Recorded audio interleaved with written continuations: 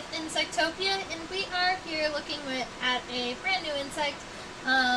This specimen was collected by me in 2022, so it's actually a more recent specimen than our previous handful. It was collected in Philadelphia, actually in Pennypack Park. I set up a blacklight 1 or 2 nights, and while I was out there, I hadn't picked up very many ground beetles, so I remember picking up this one and a couple of others that that all came into the light that night. Ground beetles are in the family Carabidae. Let me go ahead and write this. There we are.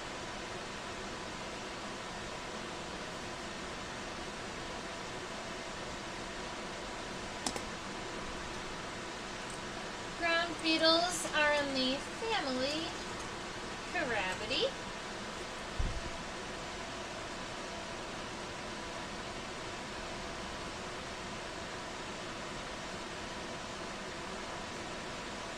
And to identify a ground beetle in comparison to all other beetles, ground beetles have an expanded trochanter that makes them look like they almost have an additional muscle in their hind legs.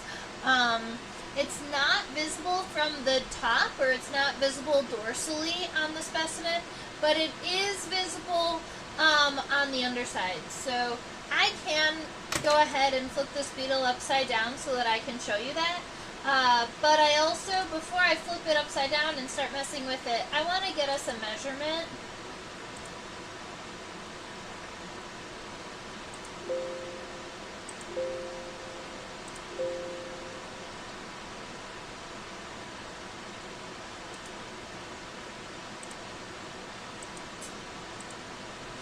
Alright, from the front of the head to the back of the abdomen, this specimen is 1.87 centimeters long.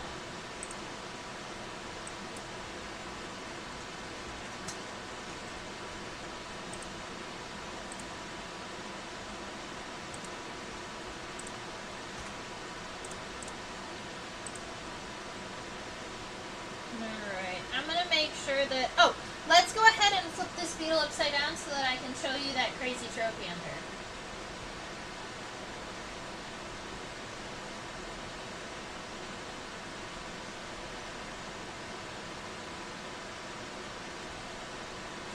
Now you may not recognize this the moment that you're looking at this specimen like I do if you're not used to seeing kind of what the underside of your average beetle looks like. I'm going to increase the exposure just a little bit so we can see some of the segments on the body. Yeah, more like that. Oh, it got dark again. Okay. So when we're talking about insect legs, a lot of times when we're talking about them from the top or from the side, what we can see is the femur, the tibia, and the tarsi. What I don't regularly talk about is the fact that there are 2 more segments that are technically part of the leg, or considered part of the leg, that are primarily on the underside and we can't see them as well.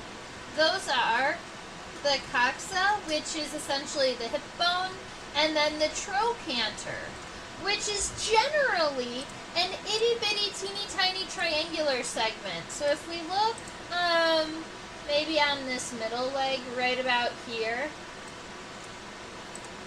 we can see this little triangular segment starts here, kind of comes down. That's the trochanter. It just helps the femur have a lot of range here because it's a smaller segment, kind of like a kneecap, that helps it bend between this giant coxa and the femur. Now, in ground beetles, their hind leg, this is the trochanter. It's crazy expanded. See, the femur is still connected to the base of the trochanter, but this whole thing right here is expanded and almost looks like an additional, like, whole big chunk of muscle there or something. But all ground beetles have that. And that includes your average ground beetle, and it includes the entire subfamily of tiger beetles, which are within Carabidae now.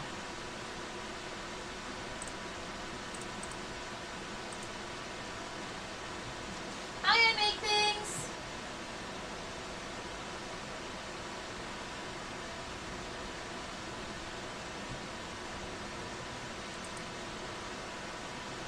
Alright. It's about time to get started sketching, I think.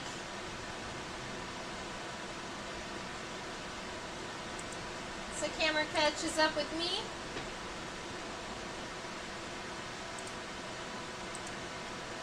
There it goes.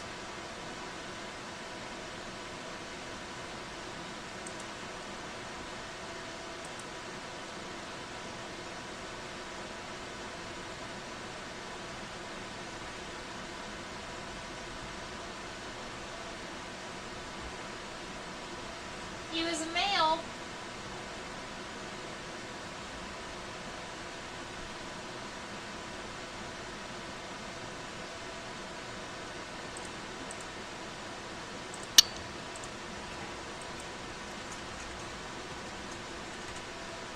We drew the beetle last week from a lateral or a sideways perspective, so I figure we can draw this ground beetle dorsally or from the top. Aw, that's awesome! I'm so happy that you're coming to hang out with us now. Feel free to ask any questions, or if you saw another cool bug and you have an unrelated question, I'm here to talk about bugs. Alright, the top of the head here, or the shape of the head, we could say, I like to see it as kind of D-shaped, like a letter D kind of laying on its back. So, we've got the bottom of the head is kind of angled upward like that. Oh, hi Susan, welcome. And then that D shape kind of comes up really nice and high.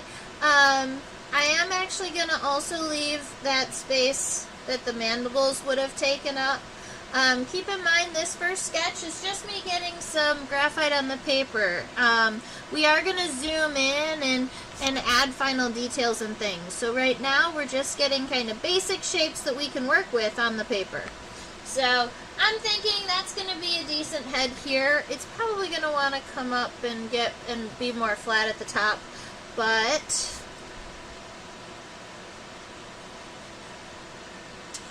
it's a good shape to work with. It's going to be too wide. Sorry.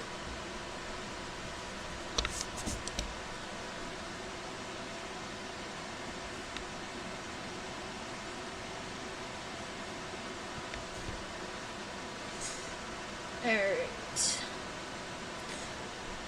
So we've got that head sorted.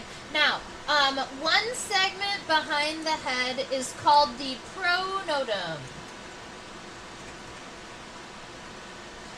Is this the promised caterpillar hunter? No, wait, the humeral angle is all wrong. Oh no! Was I supposed to bring you a caterpillar hunter?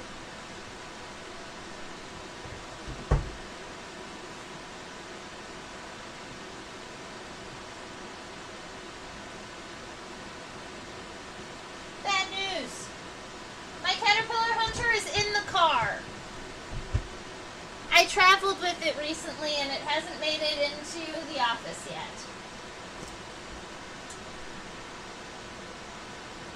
A few weeks ago I mentioned doing a fiery searcher. Man, I didn't write it down for myself for a future note. My specimen is in the cart. Are you alright with doing the fiery searcher next week?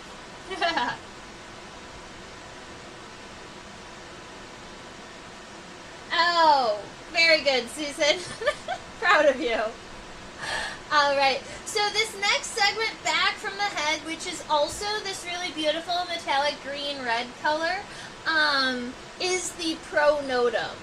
So it's very wide up here at the top. So I'm going to imagine these kind of like really wide parentheses for the first what appears to be like 3/4 of the pronotum here. So it kind of comes out and it's nice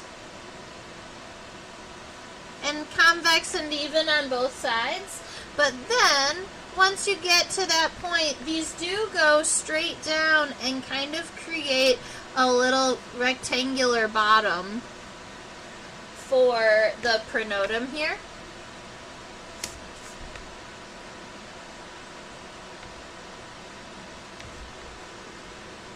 Okay, so we've got the head, we have the pronotum. The next thing that I'm looking at is the shape of the elytra. Oh, welcome back, Deb. I'm so happy to have you back. The elytra here almost look like they're striate, like they have long grooves along them. But I believe that when we zoom in, we're going to realize that it's actually punctate. Meaning that those, what looks like grooves, are actually all individual little dots. I believe that's what we're seeing there. Alright. So now we've got these elytra, and these elytra are going way wider than our head and our pronotum. So we're gonna start not at the very edge, but I see that kind of goes over a little bit. So I'm gonna start just a tiny bit higher. And then we're going to, let me see if I can measure this. We're back in my office, I can measure all of the things. So we already know that the full length of the specimen is 1.8 centimeters. I think we said 1.87 centimeters. And so I'm curious about the length of the head and the pronotum in comparison to the length of the elytra. Yeah, that was going to be my guess. So for my measurements, the head and the pronotum combined are 0.64 centimeters, and the elytra are 1.2 centimeters. So if you wanted to give yourself an estimate as to how long these elytra are, you can take the length of the head and the pronotum and multiply it by 2. And that's going to be not the entire length of the elytra, but the entire length of the abdomen. Notice that the elytra end a little bit shorter than that in this specimen specifically, and I think that that's because he got a little bit, I think that he was looking for females at the end.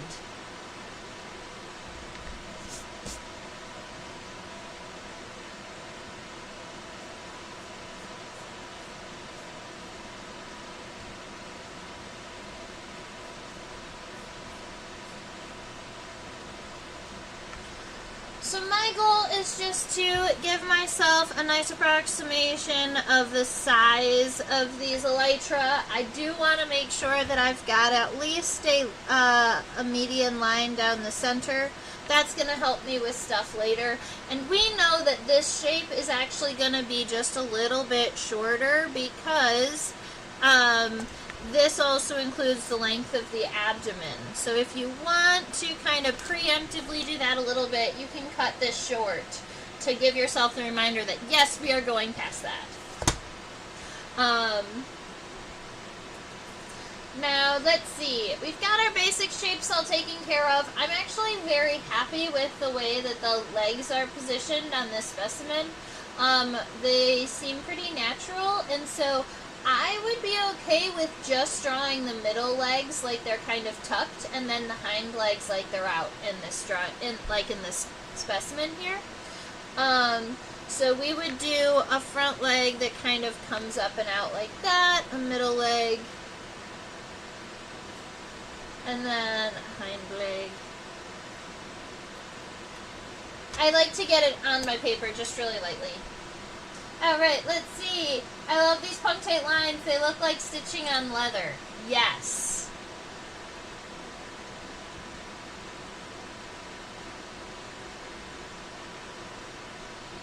Look at how cool they are. I think we would describe them as linear punctations.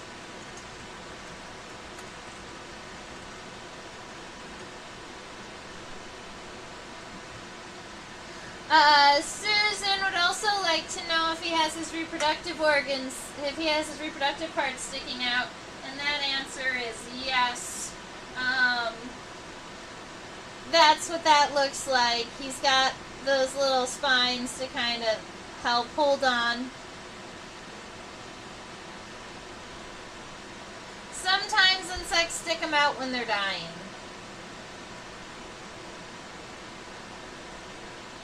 Alright. Now we're going to zoom in at the head and we're going to get some sketching of it. All taken care of.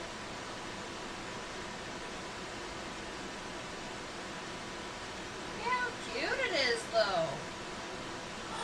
And it's showing up so pretty on the microscope over here too. Oh, that's so good. I love seeing the metallic beetles like ground beetles. And tiger beetles, for instance. Did you know that the color is not a pigment? This color is going to be like this for the entire life of the specimen, even if it's on this pin for the next 100 years. Because the color is structural. There are little crystalline structures all over the outside of the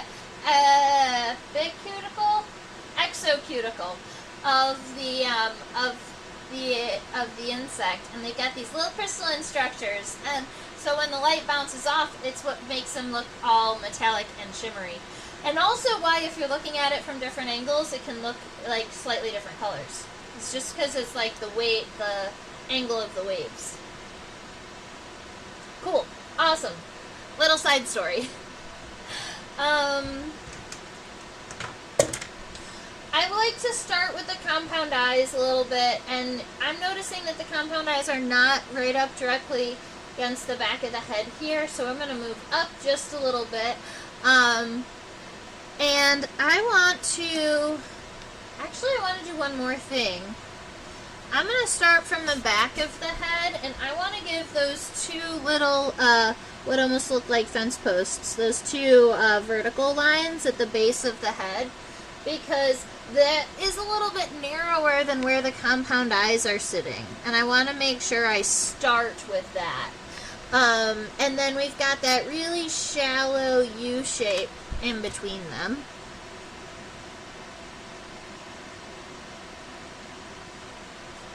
Okay. Then the head gets just a little bit wider, and that's where we get those compound eyes. Now, you know, if you've sketched with me in the past, that the compound eyes here, I like to start them on the inside of the line, kind of like this, where I've got those compound eyes started on the inside of the head. I'm going to erase that outside line, and I'm going to make sure that those compound eyes arch outside of my kind of pre-selected edge of the head, so that this way it gives those compound eyes more of like a bulging look. It looks like they do kind of sit up and away from the face a little bit. And like I always mention, insects are, one of the characteristics of insects is that they are physically symmetrical. They may not always have the exact same like patterning left to right side, but try and keep your specimen in your drawing as symmetrical as possible. I like to crosshatch within the compound eyes, so diagonal lines in both directions. Alright. So we've got the vertex here, which would be the top of the head in between the compound eyes. Right here is the fronds. So when we're moving up on the fronds here, it looks like our antennae are connected right in front of the eyes. And then as we move forward, this whole separate piece right here, that's the labrum. That's like the upper lip of the beetle. Yeah, that's the labrum. The other thing up in that direction is the Clypeus, which is the next section down. But that's okay. We're going to sketch them out. Alright. So I'm now realizing this head is going to be reaching a little bit further forward than I was expecting. I might be about to make my beetle larger, but I've already decided on the width of this head, so we've got to base everything else. Okay. So I'm going to take a line that goes from the top of the compound eye on each side, and I'm going to make a little plateau where I'm coming in and diagonal towards the center, and then I am going to give myself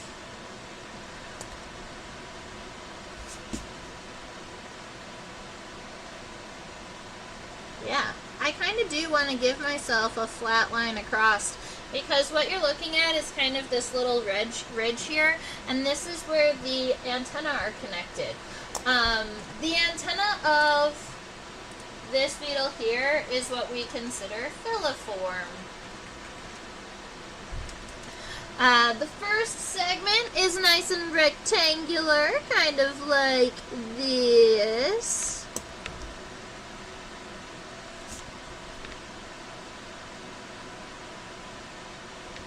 And then we're going to finish those antennae after we finish the head. But I do like to make sure that I at least have that first segment sketched in, because then I know I don't have to erase any more of the head as I am adding other parts. Okay. Now this line that comes across here is this line right here. And it might be a little tricky to see. So if I was to zoom in just with the computer a little bit, you might be able to see that line just a little bit better. It's right here. This is the line that separates the front of the head, which is the frons, to the Clypeus, which is like the region of the head that the mouth is connected to. So this portion here.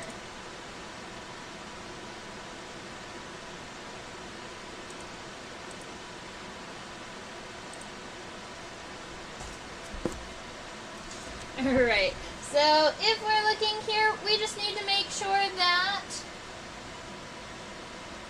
Oh, it's coming... That should have gone from the outside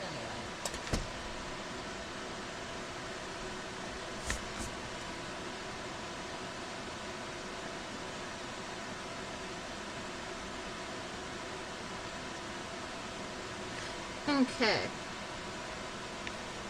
So as we're moving up here, this Clypeus is just going to get a little bit more narrow. So we need it to come in and get a tiny bit more narrow before coming out. And I want to make this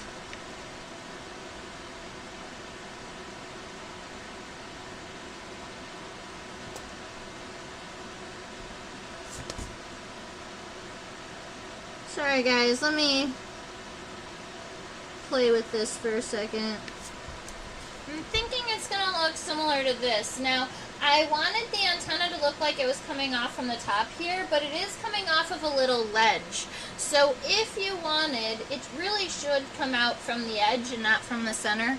But if you wanted to create kind of that ledge, you could just create a little bit of a darkness kind of behind where that antenna is connected that comes back down to the compound eye. That's going to give you the appearance of kind of like a little shade or a little shelf underneath.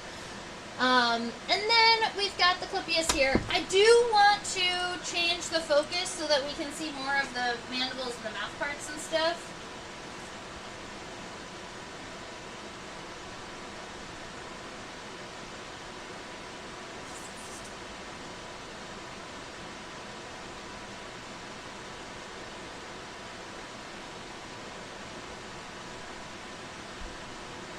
Look at all the mouth parts! Oh, they're so cool. Oh, I'm so happy.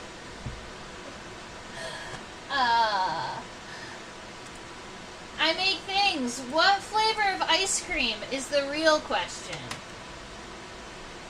Alright. So this next little rectangular piece that I'm about to draw is what is called the labrum. It's the upper lip of the mouth parts, and it's this brown segment here. You can see that the labrum on this beetle is very, like, I want to say it's square, but it's very rectangular, right? It's got those 90-degree angles here and here, though. So those are pretty stout. They're not sharp. We're going to round them off on the edge. But the other thing I'm noticing is that it almost looks like it has a seam around the edge, or like a thickened edge. So I'm going to also make sure that I kind of double line the labrum here. So this guy coming up from this point is going to come up, round the corner, flat, round the corner, down.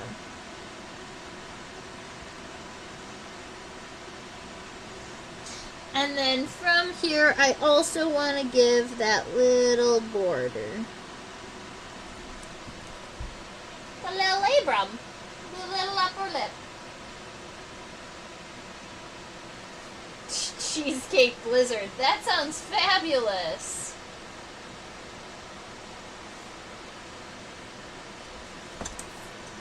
Alright, now, if we're talking about individual pieces of the mouth parts, and if you're curious about what you are looking at here, I'm going to give us some words.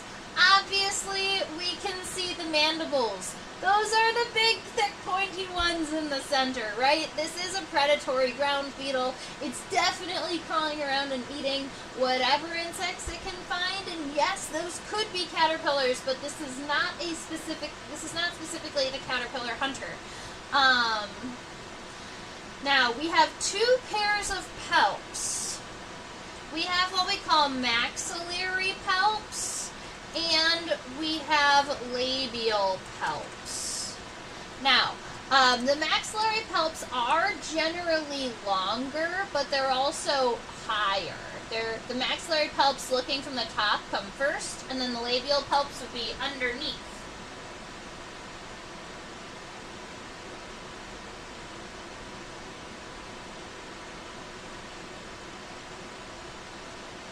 Whoa, wait.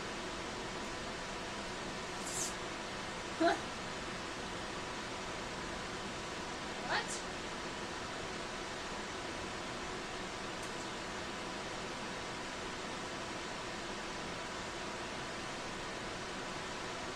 Give me 2 seconds while I figure something out. It is there.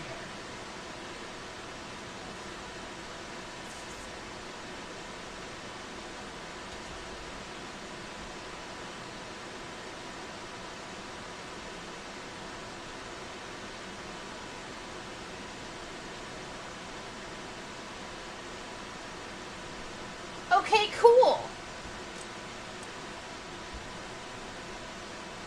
Alright, so I was just saying that the maxillary palps are generally longer than the labial palps, but the maxillary palps are on top. And what I was looking at was right here, and I'm seeing these three pieces, thinking there's got to be a gallia, which is a part of the maxillary where you've got kind of a tongue portion. So here's the moral of the story. I didn't even notice this guy right here. This comes down and goes up and out. That's the maxillary palp. It's 3-segmented and it's giant. So 1, 2, 3 segments for this maxillary palp. The maxillary is a portion of the mouth part that generally you don't see a whole lot of. It kind of stays hidden behind the mandibles a lot of times.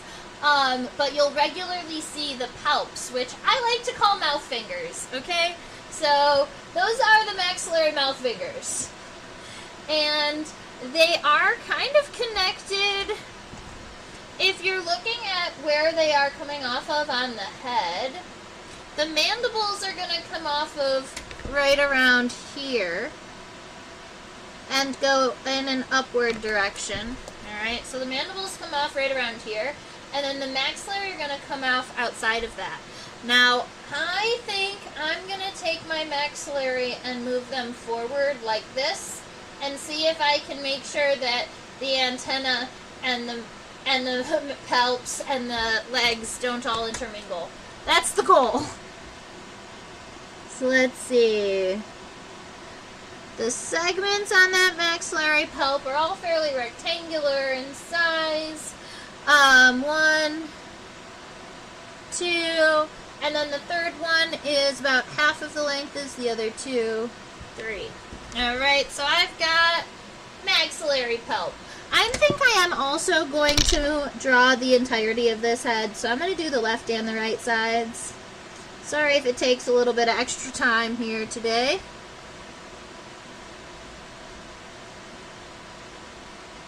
Alright, maxillary palps. Now, the labial palps are the bottom ones right here. 1 and 2. So that means these two things here and these two things here are maxillary.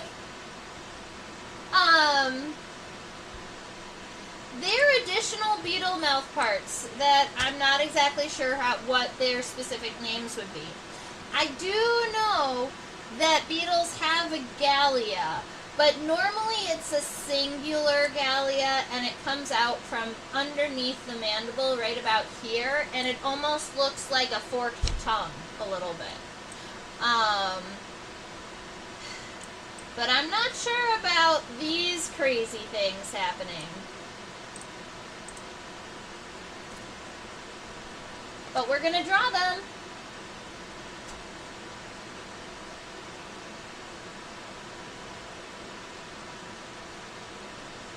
Oh man, I got so behind in the chit chat. Give me 2 seconds.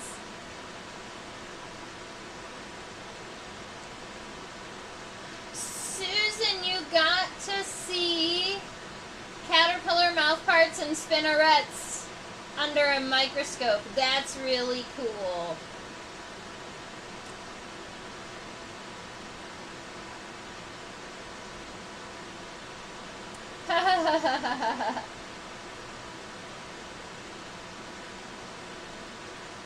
I have not done very many caterpillars or larvae at all underneath my microscope, primarily because I no longer have an immatures collection. I had an immatures collection for a significant period of time, but it no longer exists. So, I've considered redoing some caterpillars. I would just have to go out and get the proper supplies to do that. Caterpillars are really fun to identify. I would enjoy teaching everybody how to key out caterpillars and how to read caterpillars. Every single segment on a caterpillar's body is numbered, and then all of the hairs on the body are labeled and numbered. And you can identify them using like hair diagrams and hair charts. I have a caterpillar book up there that is crazy. I love it, but it's real big.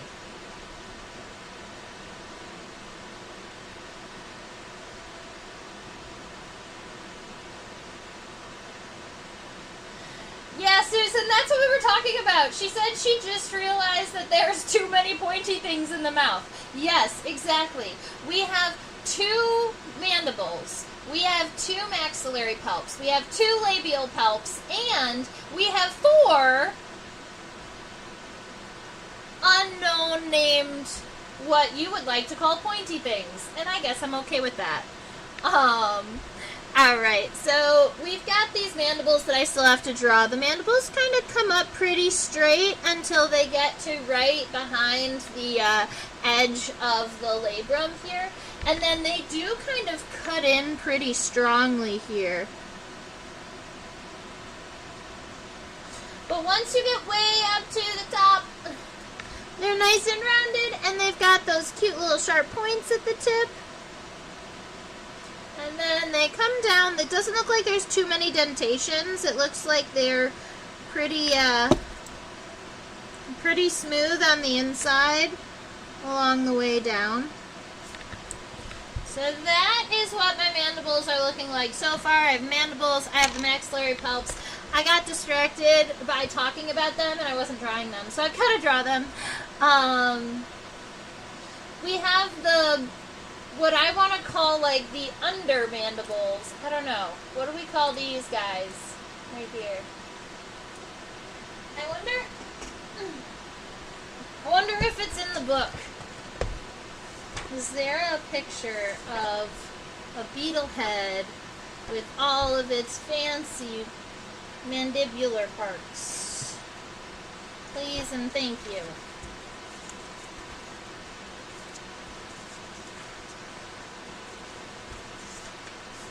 Antenna. Mouth parts. Nope. Gallia. But it does look like from this diagram that there can be two gallia. So in this specimen, at least one of those additional appendages are gallia, which are essentially like a beetle tongue.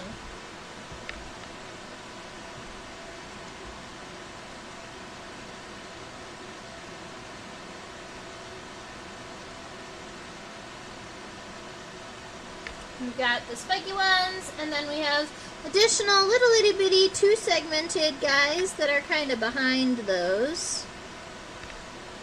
And then the two labial palps that are longer and in the front. Okay, so now the mouth parts look quite like a crown. There's just too many of them, and I didn't have a super thin pencil, but that is what I'm going with. We've got all of the bits at least sketched and drawn. I think the head got a little bit big, so I might be making the body of my beetle a little bit larger also. Yeah.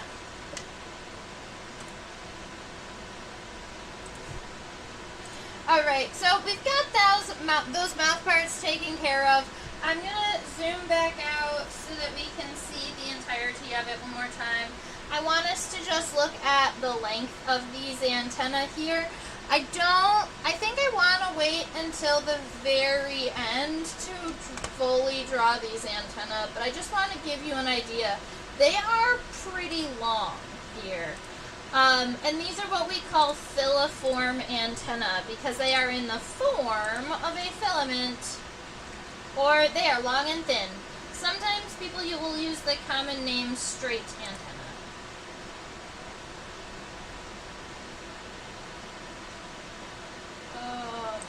He's out of focus again. If I was to count the segments, I would count 1, 2, 3, 4, 5, 6, 7, 8, 9, 10, 11. They have 11 antennal segments. We'll get back to those antennae.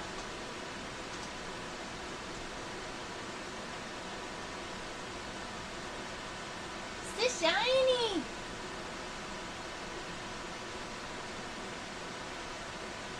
So we would describe this pronotum as punctate, right? So when we're looking at the top of the first segment of the thorax, we're looking at the pronotum here. This is the first segment behind the head, and a lot of times when the average human is looking at a beetle, they think that that portion is the entire thorax, even though it is only the first third. The other portions of the thorax exist underneath the wings. You just can't see them. I feel like that was one of those things I learned a little bit too late into my entomological journey. I hope I didn't just freeze. My computer just did a whole bunch of other things. Alright. So we've got this pronotum. It is quite wider than the head, so we're going to give it a little bit of a lip here. I am actually pretty happy with the overall shape of my pronotum. I do want to maybe zoom out a little bit and see how it compares against the head. Yeah, I'm going to need to be making my pronotum just a little bit larger because my head got a little bigger. Just, I think primarily because of all of the palps. Just a little bit though.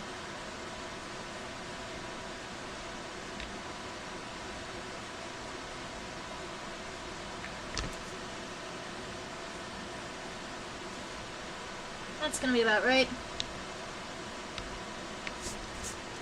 So I've got that pronotum here. It still has the wide portions up here on the top coming down to being narrow and then parallel-sided before crossing over. If we are looking pretty closely at the shaping and the punctations of this segment here, there is a little bit of a stripe that goes down the center of the pronotum, and then it kind of splits off in both directions, kind of like an upside-down T or an anchor. And so it could be cool to make sure you sketch that portion in. I just realized why my eraser was being so weird. I was holding the wrong pencil.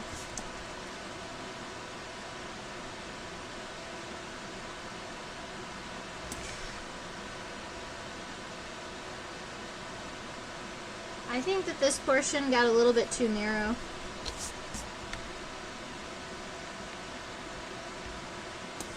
When the pronotum got longer, it also needed to get a little bit wider, and I didn't do that.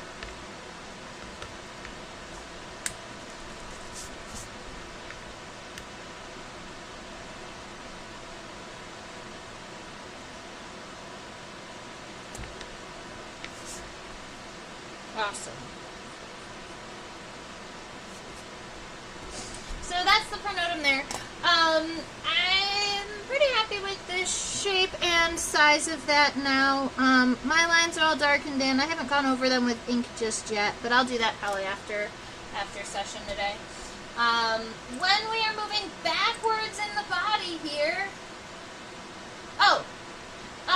Deborah is curious about how you spell Gallia, and that is spelled this way.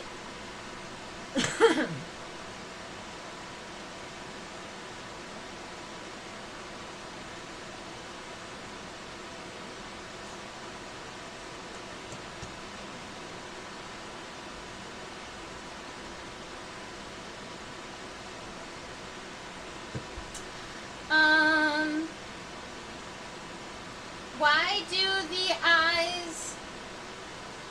You have a lot of static on the audio? Is everybody having a lot of static on the audio? It's possible that my audio is coming through the wrong speaker. I hope it hasn't been staticky the whole time.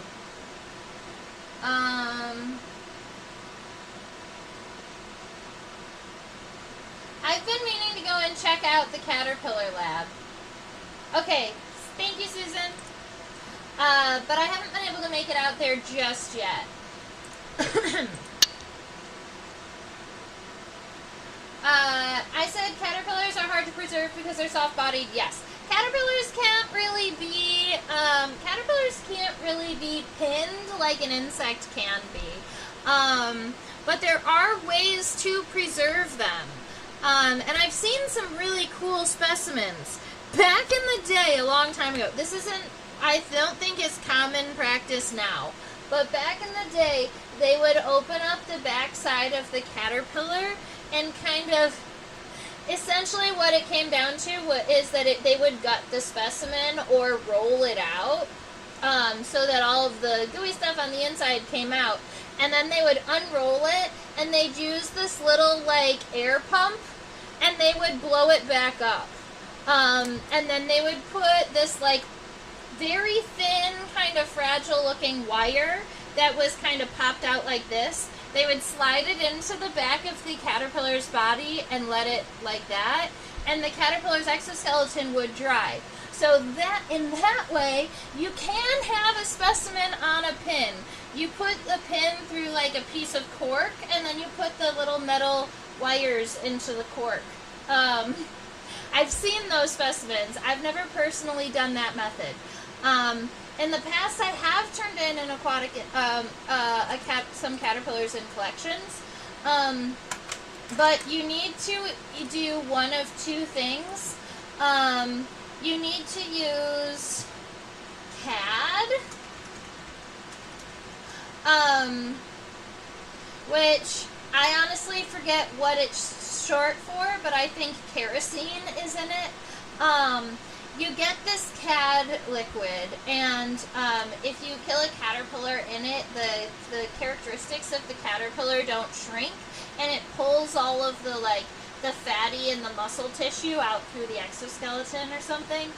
All of the fat and the grease and stuff out. And you've got to leave it in the CAD for 24 hours to let that happen. And then you switch it over into 70% ethanol to be stored. So that's how you do that's how I used to do caterpillars. I just haven't had a source for CAD recently. Although, now that I'm back in Michigan, I'm pretty close to Michigan State, so I think the museum would allow me to get some CAD as long as I shared the specimens with them.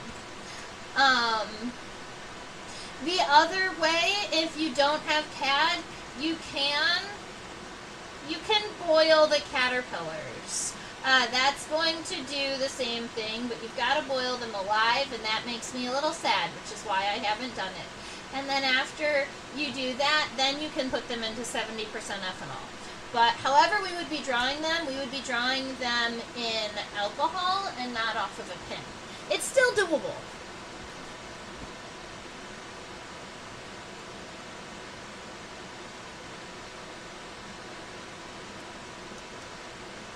Bags goes the straw method.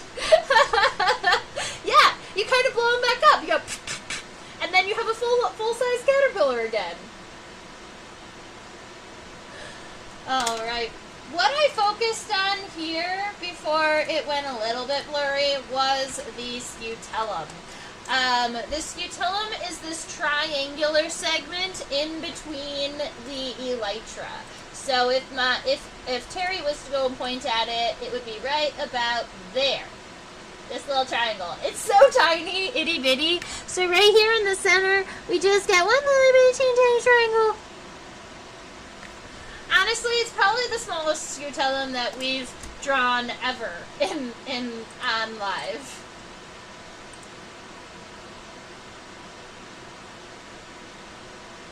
Ooh, Mothapalooza in Ohio, mid-July. I would have to look up the exact dates of that because I am driving. I'm going on a road trip early in July, but I think mid-July I'm going to be in New Orleans.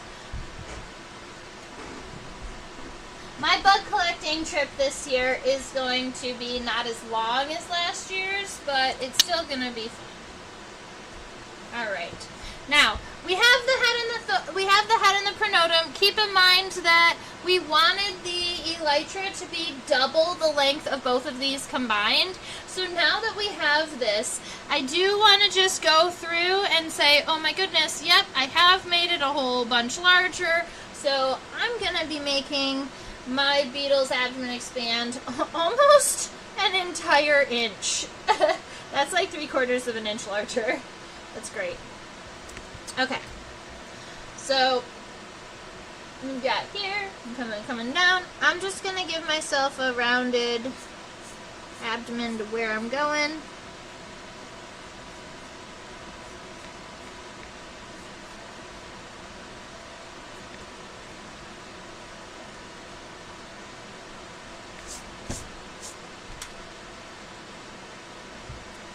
Okay.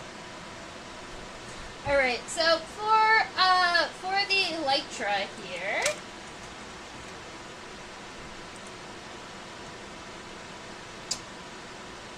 they do get significantly wider than the pronotum, and they stay that way until the very end when they kind of cut short.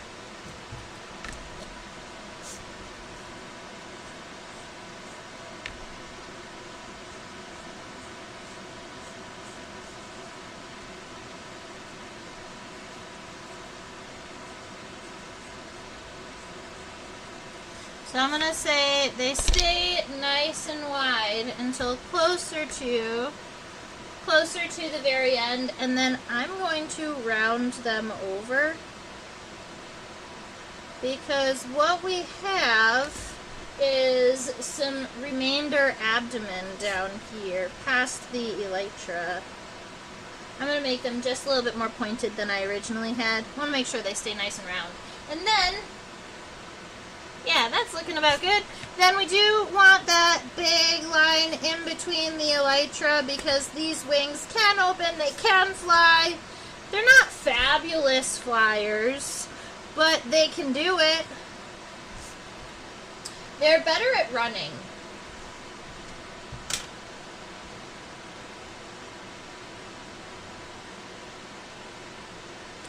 Has anyone watched an adult beetle emerge from pupation?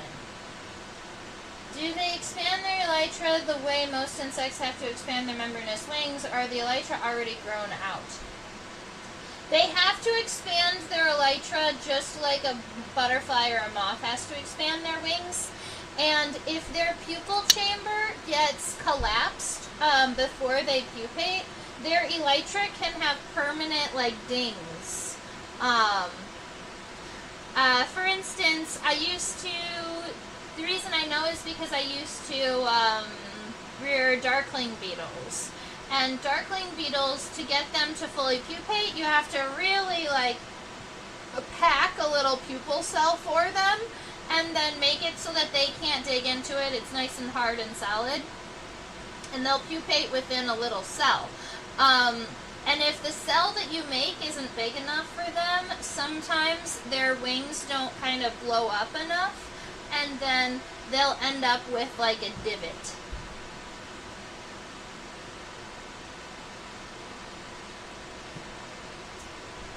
Alright, so I'm going to zoom into the very back of the abdomen so that we can see exactly what's going on with his abdomen.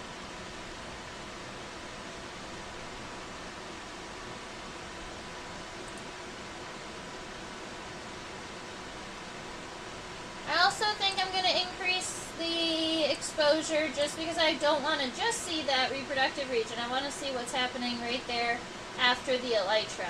Yeah, so we can see more of the abdomen that way. Okay. So just a little bit of abdomen after the elytra here. And it looks like we've got maybe 2 segments here. These segments are individually fairly round. I want to make sure that this stays even. That wasn't even at all. It's alright.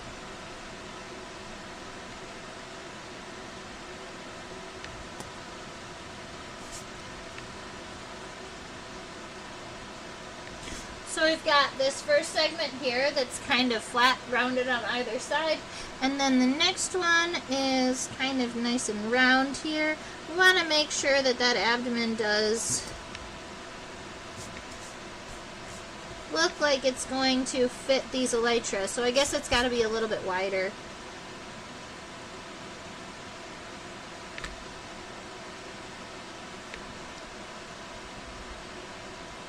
That's better.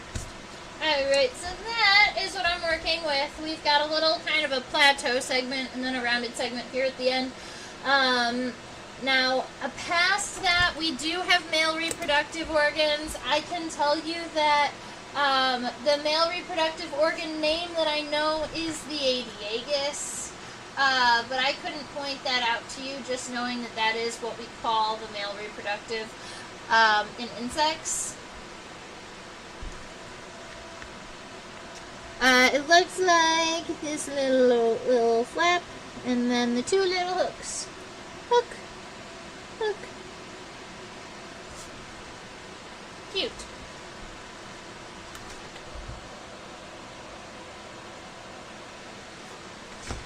Yahoo! That gives us an entire body, and now all we've got to do is go and look at the legs. Now, these legs that we're going to be looking at, you're going to notice that they are very, very long. Specifically, a lot of legs that we look at, we say that they are kind of basic walking legs. But these legs are adapted to be even longer and faster. So we do consider ground beetles to have running legs, and the scientific term for that would be cursorial legs. I like to remember that because cursive is a faster way to write, and cursorial is a faster way to walk. It's to run.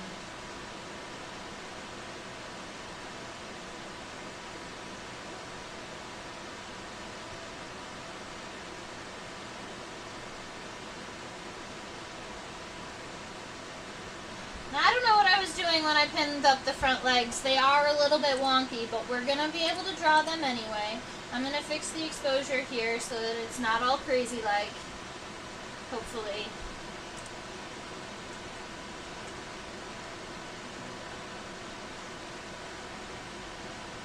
I like that it has those two little stripes on the tibia.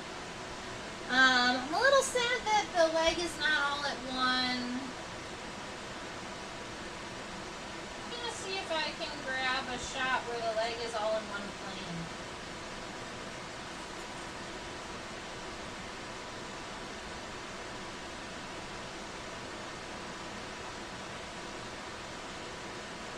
Or at least most of the leg, maybe?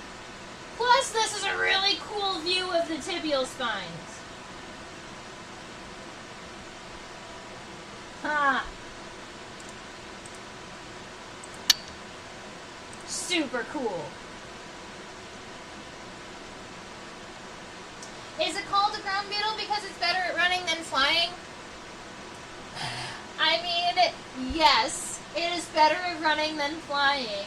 And primarily because you don't really see them flying or up in the air or up in trees or anything like that. They are specifically generally ground hunters. And if you flip over a rock anywhere in the continental United States, you will see a ground beetle. 85% of the time. Every now and again, you'll flip a rock that has only ants, and then you don't have any ground beetles.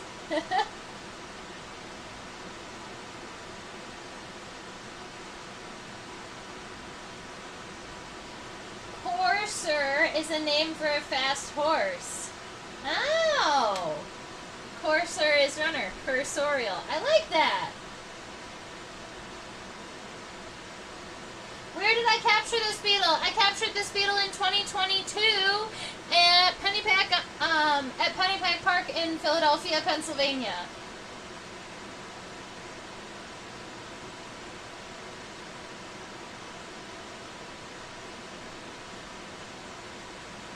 Oh, right. Oh, wow, those are excellent tibial spines. Are they movable? Let's go look.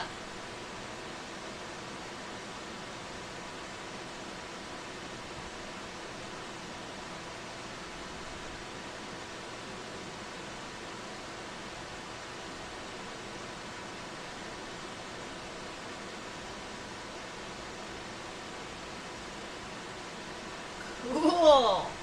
So I'm going to say they don't look movable, but I'm going to zoom in to show you something cool.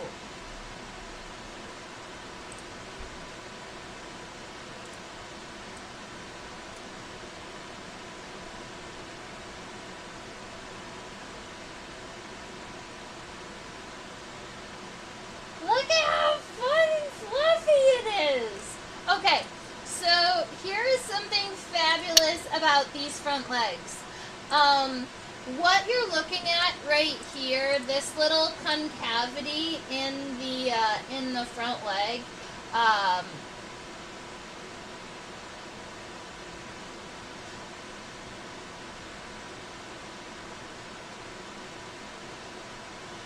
always, so if this was like a bee or a wasp or an ant, I would say that that is definitely an antennal cleaner, right? So they've got this little spot where they can run their antenna behind this spine, and look at, they've got this really, really thick kind of brush of hairs within that little groove. I think that that is super cool, and they're so fluffy. Insect hair, if you wanted to label it on any of your drawings, insect hair is called CD. And that's what you're seeing here, those little golden CD. And Susan is totally right. It looks like a little toothbrush. Now, because it's a ground beetle, and I know that there are some tiger beetles that are in the same family that have modified front legs, specifically in the males for mating. That's why I was having pause in my thought process.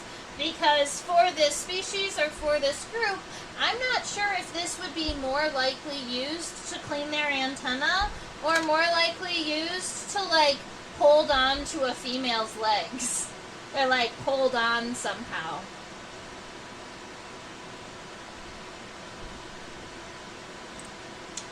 And Susan, it actually did come to a light.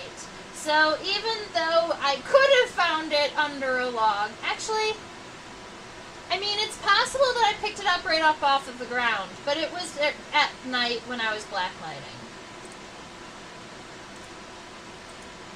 There were a couple that night that I picked up off of the ground and a couple that night that came to the sheet. I was walking around the forest pretty good that night.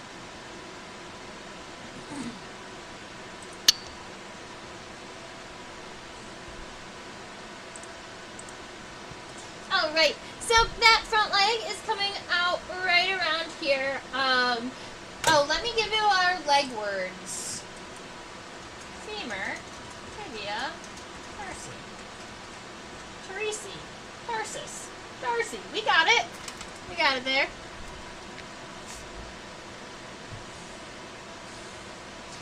The mandibles here look like a crown. Like a king or a queen's crown. Alright, so the femur is gonna be flat on the back, but more kind of round and muscular towards the front here.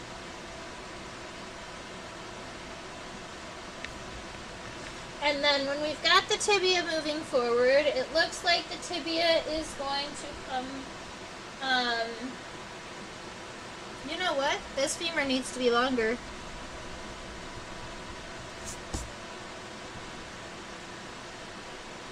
The femur is going to come up even to the middle of the compound eyes.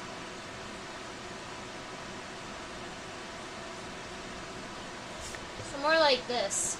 So we've got the femur coming up. The tibia, I'm going to move kind of towards the center here. It's narrow on the base, you've got that. I'm going to do the outline first.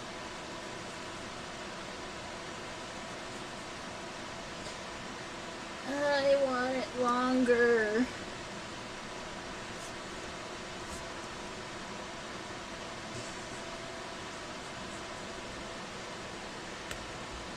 Well, I mean, that's more realistic. I'm going to have to erase my word beetles. The drawing comes first. Alright. So now that I've got the approximate length here of what I want the tibia to be, I also need to add that little, we're going to call it an antennal cleaner. So this little loop that comes in here. And then it's got the, that spine on, it's actually a little bit closer to the end. It's got the spine on the end of the tibia.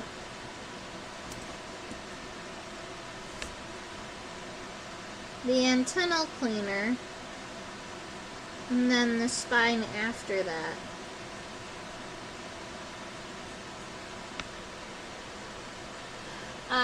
We also have what appears to be 1, 2, 3, 4, 5 tarsal segments. Let me go ahead and count better.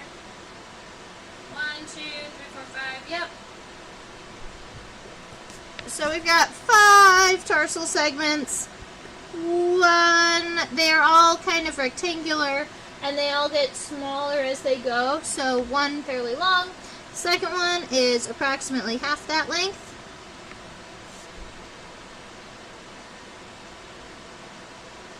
Three and four are pretty tiny, but they're still mostly rectangular.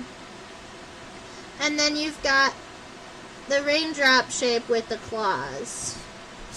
So my leg reaches up pretty much to the very, very edge of my paper.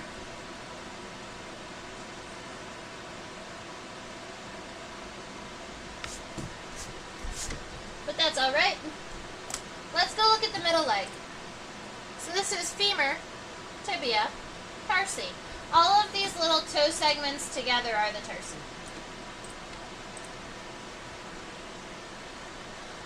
Although I have a beetle book that lists like one set of the tarsomeres on a leg as a tarsus, singular, and then tarsi when you're talking about multiple legs.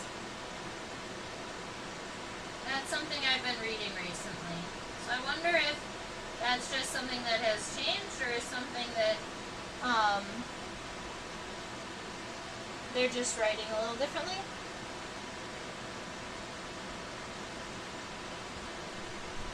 Alright, here's the middle leg and the start of the hind leg. Funny enough, even from a lateral view, you can see this absolutely giant trochanter that makes it a ground beetle and nothing else.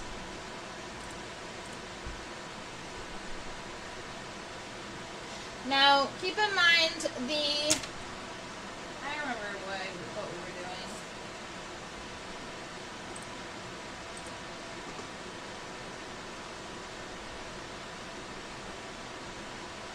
The middle leg, we were going to draw it more like this with the middle leg kind of tucked and then the hind leg all nice and stretched out like what we can see here. I just needed a separate view for the front leg because the front leg wasn't stretched out properly.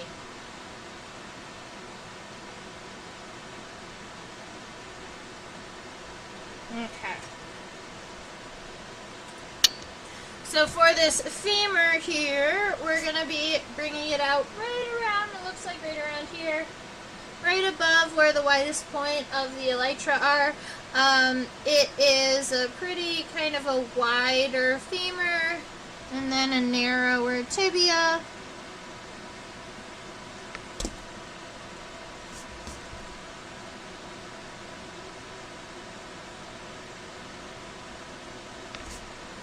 Kind of going out and coming in.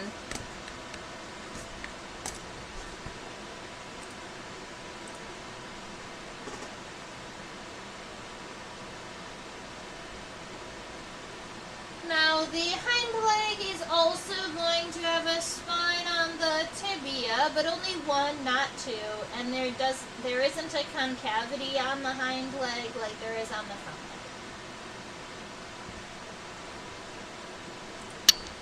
So from the top, we can see that the femur is nice and wide and large. We're going to come down just a little bit. We're going to say, okay, the femur's coming out right around here. Wide to start, kind of gets quite narrower. And then from there, the tibia is going to come all the way down to right about where the elytra end. So we're going to say right around there. You've got that nice spine on the inside. And then you have 5 tarsal segments. 1, 2, 3, and then 4 is actually almost triangular a little bit. 4, 5, with the claws. Alright, that's a pretty cute ground beetle, I think. We have not added we didn't add the texture in the elytra much. Those punctations that look like somebody was sewing together leather, I think Susan mentioned earlier.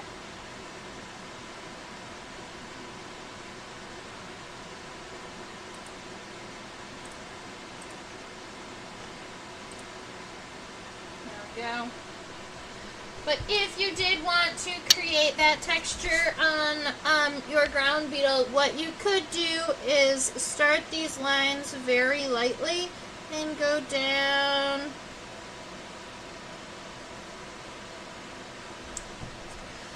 Kind of start even with that center and then arch out evenly with the edge of the elytra here. And then what you're going to do is come back along and randomly put dots along those lines. Ideally, you're going to do that in a pen or something thicker so that you can go back and erase the little pencil lines, and you'll see all the dots that are linear. Linear punctations, as you may say. Alright, so that is all of this ground beetle here. I do believe we've... I kicked a thing. Love when that happens. I do believe we've seen all of the parts of this beetle. If you want to get a heads-on view, we can make that happen. I know that there are people out there that just love to see the bug head looking at you. I had a question about why the eyes were silver, and I couldn't tell you. I wish I knew why these ground beetle eyes turned silver. But there are a number of beetles. I just don't know why. Could we see the mouth parts ventrally? Of course we can.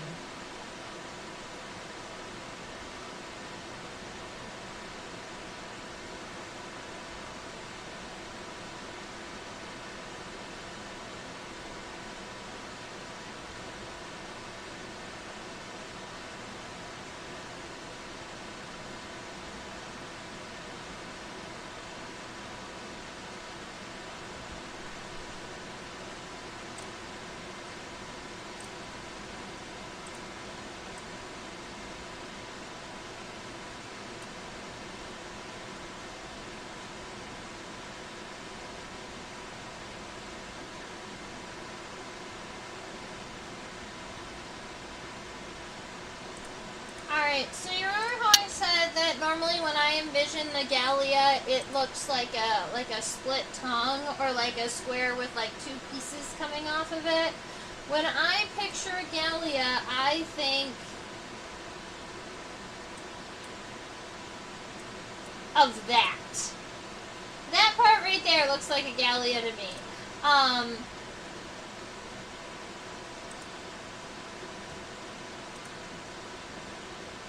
But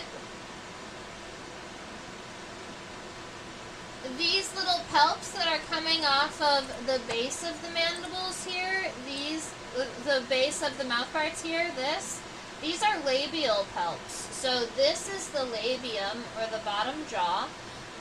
And then looking past these is where you get these kind of fluffy, cool looking, fun mouth parts. Can I show my whole drawing? Yes, I can.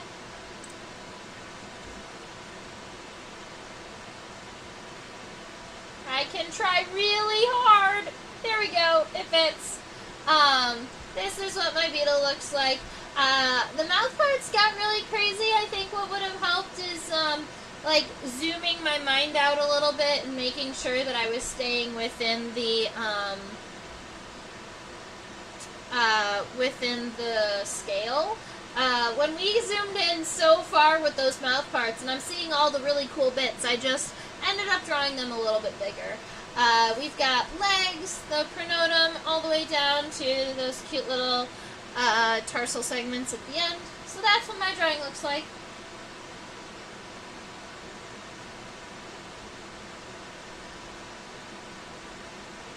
And then Bags mentioned that the compound eyes could be silver because maybe air entered the eyes and the muscles kind of shrunk, so maybe you get a little bit of an air pocket underneath the lenses.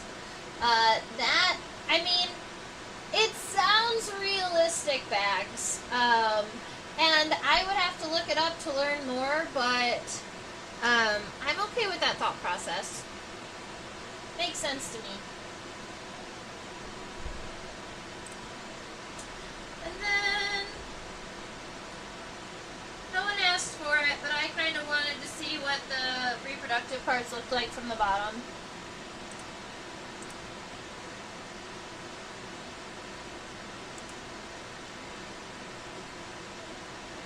They look like a mustache from this point of view. Like, this is an eye right here, and this is an eye, and this is a nose, and you've got the whole mustache, and yeah, a face. Look how cute he is. Alright, that is all about ground beetles today. When ground beetles do lay their eggs, even their grubs are predatory, alright? I actually have a really cool video of a ground beetle grub eating a caterpillar in the mountains of Texas. Probably could share that at some point. Alright, I hope that everybody had a fabulous time looking under my microscope and drawing along with me and learning about bugs. I make things thinks that he is evil.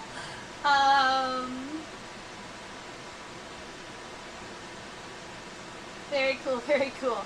I also teach classes for students ages 5 to 8, 9 to 12 on a platform called OutSchool. If you wanted some like $20 towards free classes, you just use the code in the description box and then you can do that. You can take my classes or anybody else's classes. Go ahead and use the code. It's fun. Save money. Now, that is your reminder to go subscribe to my YouTube channel. I want to thank I Make Things and Susan and Deb and Bags all for hanging out with me today. And you all stayed until the very end. That makes me so happy.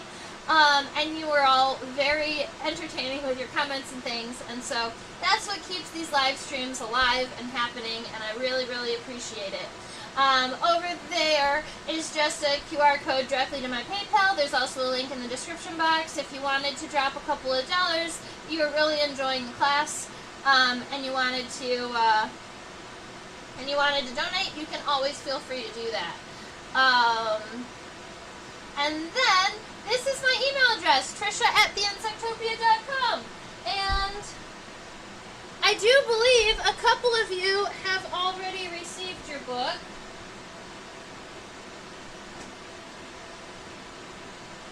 I was just coloring it, but now it has walked away.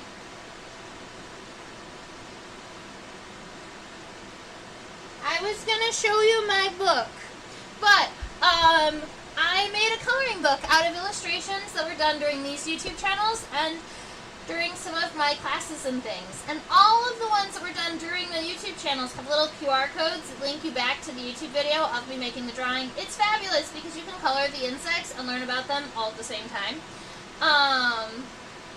Yay! Susan and Amaya both got theirs. I know Robin got hers. So if anybody else would like their own coloring book to color my drawings, you can email me at trisha@theinsectopia.com and I can send you over an invoice for that. And then if you want to find me on Facebook or Instagram, I am at Insectopia2015. Yay! Alright, so I want to say thank you, everybody. I wrote Fire Researcher down as our note, so even though it's a ground beetle, I honestly think it would be a cool one to draw next anyway, because the colors are just fabulous. And I have one elytra of Calisoma sycophanta too, so we can compare their elytra during the class too if we want. Alright, I hope you have a fabulous rest of your week, and stay buggy! Bye.